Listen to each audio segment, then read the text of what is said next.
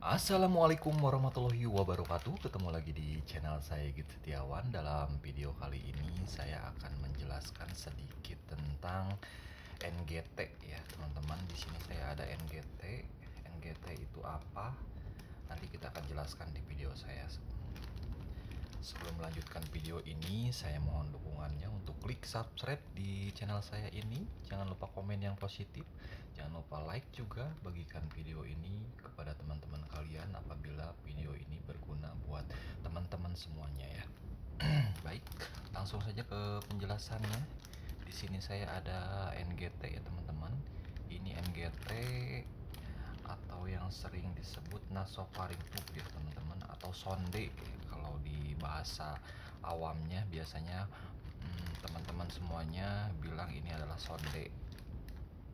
Sonde itu sendiri adalah alat khusus atau selang ya. Ini adalah selang, bentuknya seperti ini teman-teman, bisa dilihat.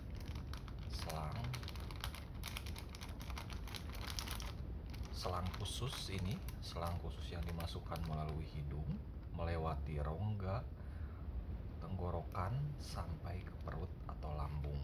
Jadi si selang ini nanti pada saat kita pengaplikasiannya di rumah sakit atau di rumah, biasanya untuk pemasangannya ini lewat hidung ya teman-teman. Lewat hidung masuk ke tenggorokan, kerongkongan, lalu ke lambung sampai di lambung. Nah, yang ujung ini sampai di ujung lambung. Untuk fungsinya sendiri biasanya ini di rumah sakit itu adalah untuk pemasukan makanan. Bisa berupa makanan, obat, atau minum cairan dalam bentuk cairan ya. Bisa juga untuk mengeluarkan cairan lambung. Pasien-pasien tertentu biasanya yang mengalami gastritis akut atau makanannya yang tidak bisa diserap oleh lambung, biasanya mereka akan kesulitan untuk mencerna makanannya, dan efeknya akan berakibat kembung ya. Dengan selang ini biasanya kita bisa mengambil atau bisa mengalirkan kembali ke atas lewat hidung sisa-sisa makanan tersebut atau cairan tersebut, atau mengeluarkan gas. Mungkin jika gas di dalam perut kalian berlebih dan susah sekali untuk dikeluarkan, bisa dengan menggunakan alat ini. Selanjutnya juga bisa mengirigasi pasien-pasien dengan kasus keracunan makanan. Kasus keracunan makanan sendiri bisa diakibatkan dari salah makan atau resiko bunuh diri. Seseorang yang mengalami depresi misalnya, terus minum obat cairan pembersih lantai atau apa itu, sehingga mengakibatkan keracunan, maka pertolongan pertama biasanya di unit khusus di IGD ya, para dokter menyarankan untuk membilas lambungnya atau menarik semua cairan yang diminum tersebut dengan menggunakan selang ini. Kasus-kasus pendarahan lambung juga bisa teman-teman ya. Ada kasus pendarahan lambung bisa juga ditarik dengan selang ini. Contoh kasus dengan pendarahan, kalian yang mengalami gastritis akut, kalian yang mengidap penyakit mungkin tumor di dalam usus, di dalam lambung ya, itu biasanya mengakibatkan pendarahan yang hebat di dalam lambung kalian. Atau cedera karena kecelakaan, khusus benturan di dalam perut kalian yang mengakibatkan pendarahan hebat, maka para tenaga kesehatan atau dokter di IGD biasanya menyarankan untuk melakukan penarikan pendarahan lambung tersebut dengan menggunakan selang ini ya teman-teman.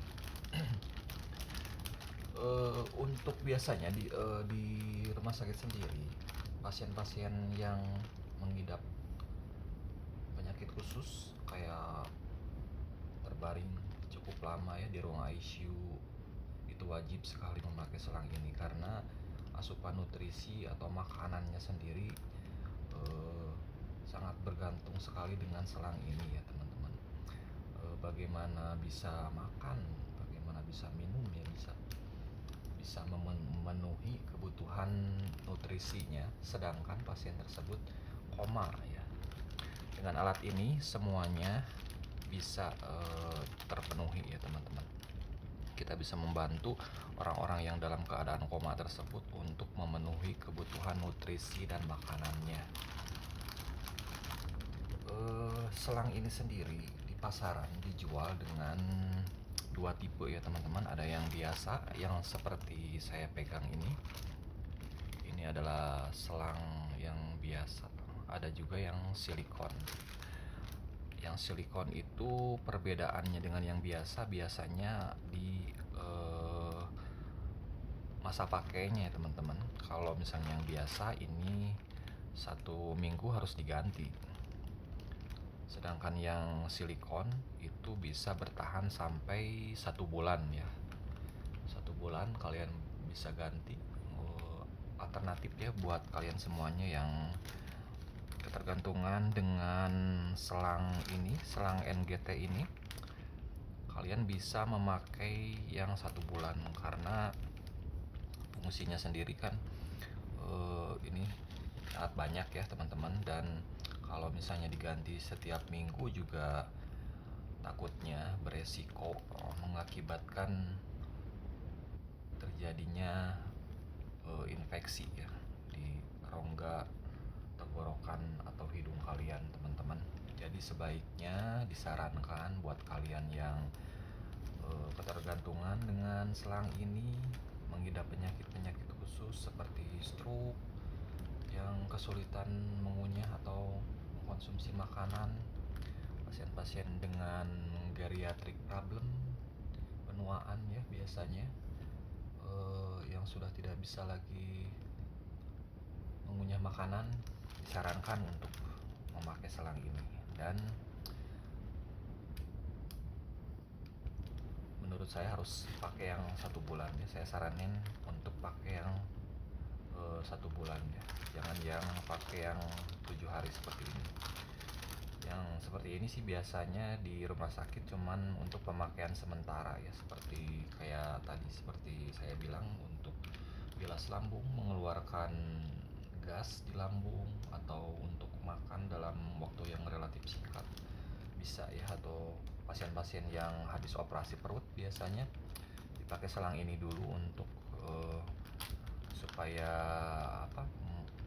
mengecek atau melihat residu yang keluar daripada lambung mereka.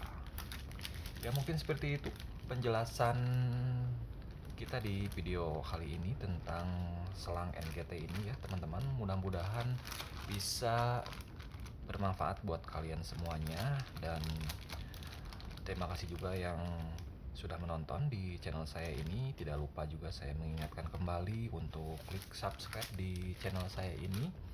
Jangan lupa like juga, komen yang positif, bagikan video ini kepada teman-teman semuanya. Wassalamualaikum warahmatullahi wabarakatuh.